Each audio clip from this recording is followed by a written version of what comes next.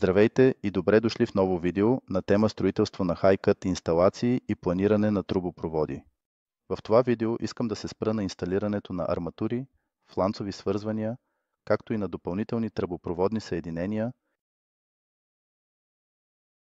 В последно създадения трубопровод трябва да се инсталира ръчен спирателен кран или обратен клапан.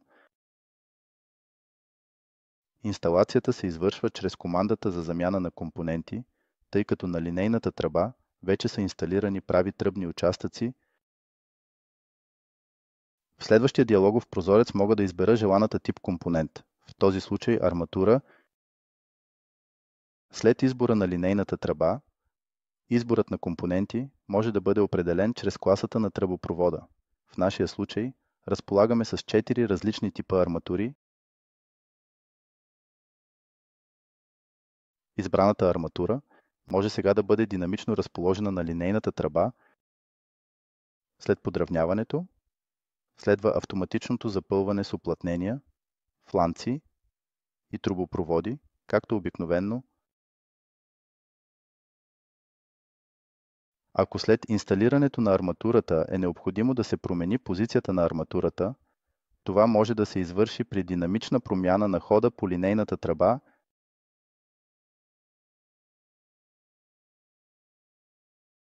Поставянето на арматури може да се извърши и ръчно. За целта използвам командата трубопроводни компоненти.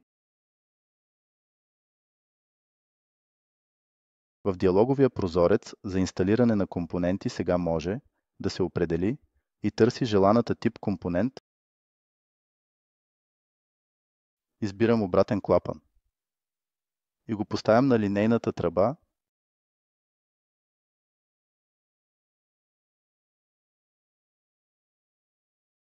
След това линейната тръба ще бъде оборудвана с компоненти.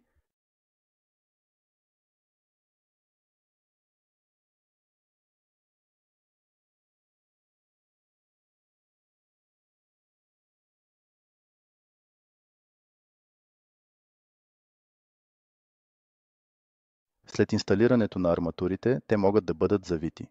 Това се извършва с командата фланцови свързвания.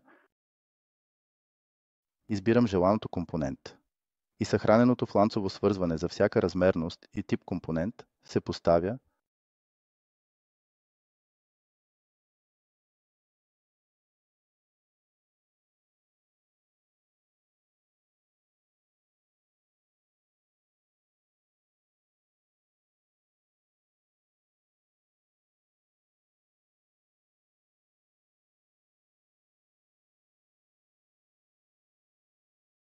Следователно за бъдеща изометрия или извличане на материали са налични всички необходими комплекти аксесуари и стандартни части.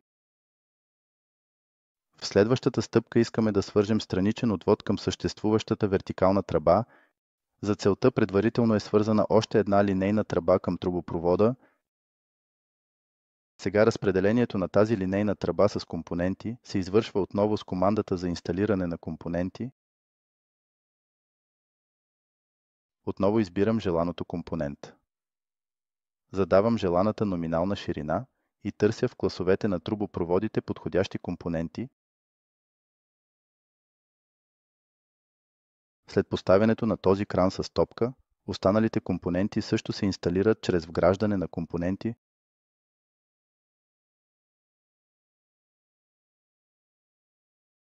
Позиционира се сляп фланец, както и стандартен фланец, който се поставя на двата края на арматурата.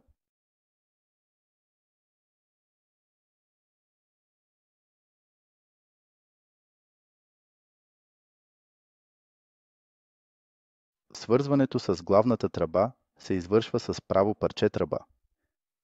То също се избира чрез търсене на компоненти с десен клик върху линейната тръба. Тя може да бъде автоматично запълнена с компоненти. В този случай заваряването се извършва автоматично. Излишната линейна тръба вече може лесно да бъде премахната.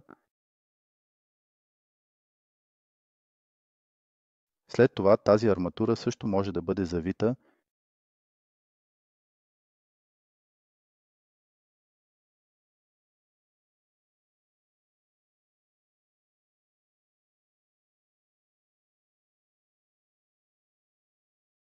Благодаря ви за вниманието и до следващия път.